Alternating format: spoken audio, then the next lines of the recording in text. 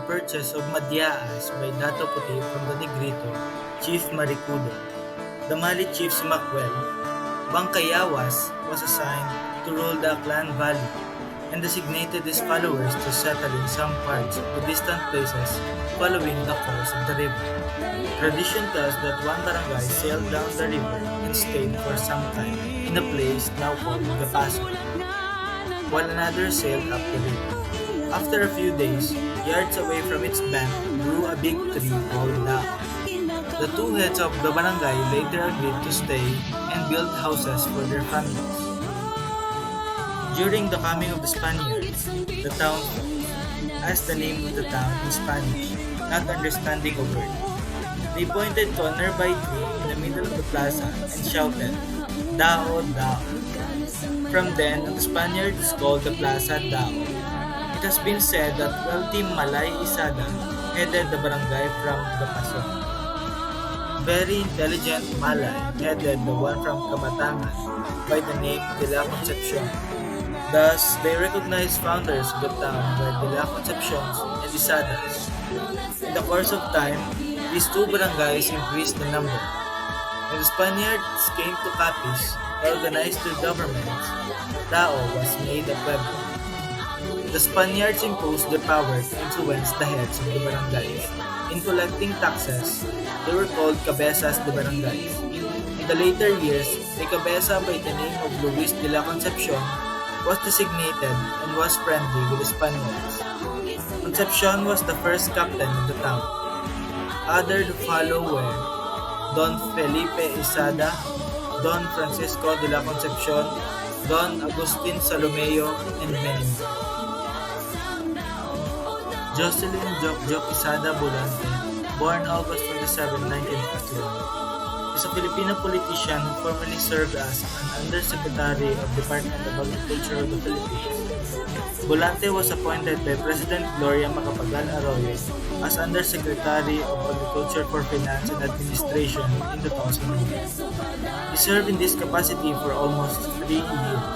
He resigned on September 6, 2004. The municipality of Dao lies about 33 kilometers from Roxas City. It covers a land area of 7,750 hectares. It is bounded on the north by the municipality of Maayo, on the south by the municipality of Cuartero, on the northwest by the municipality of Signo, and on the northeast by the municipality of Panitan. Dao are widely surrounded by rice fields, cornfields, and other plants that are used for farming. It is also abundant in Dao trees, Nara, Acacia, and other trees that are used for furniture. Farm animals such as carabaos, chickens, ducks, goats, and horses are the most common animal in this town. Wassalamat, wassalamat, a sword for Thanksgiving to this town to bring. Wassalamat, wassalamat, halina, halina, mag-inasadya kita.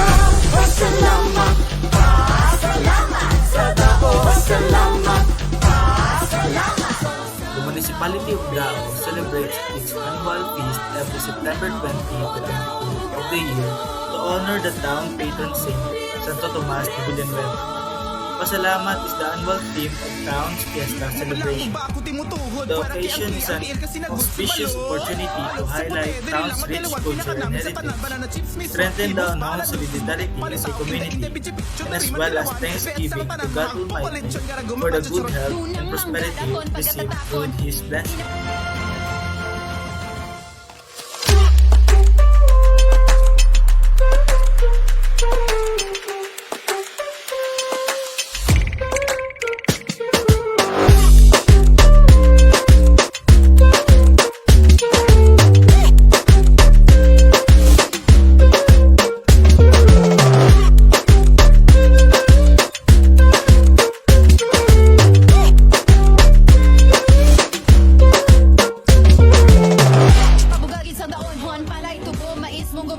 Dao is the beloved capital of Capiz.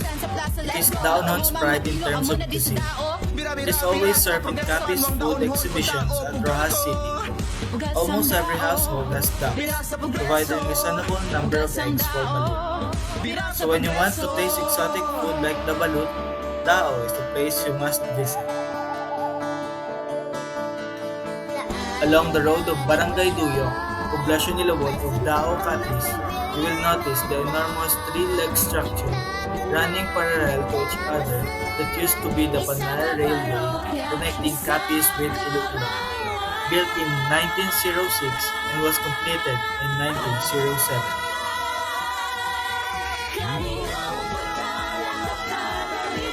In April 2005, former mayor and board member Luis Escutin or Lolet and his friends convinced and financed the dream of putting up this park for his family. At the same time, his legacy to the people of Barangay Duyok and to all Dalhonas.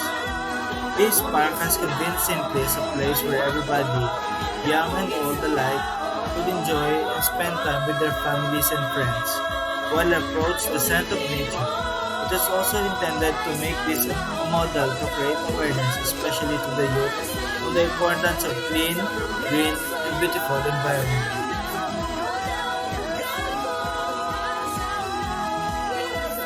Church building began during the term of Father Agustin Alvarez and started in 1835. It became a parish placed under the patronage of Saint Thomas of Villanova through a decree issued by Governor General Pedro A. Salazar on February 29, 1836.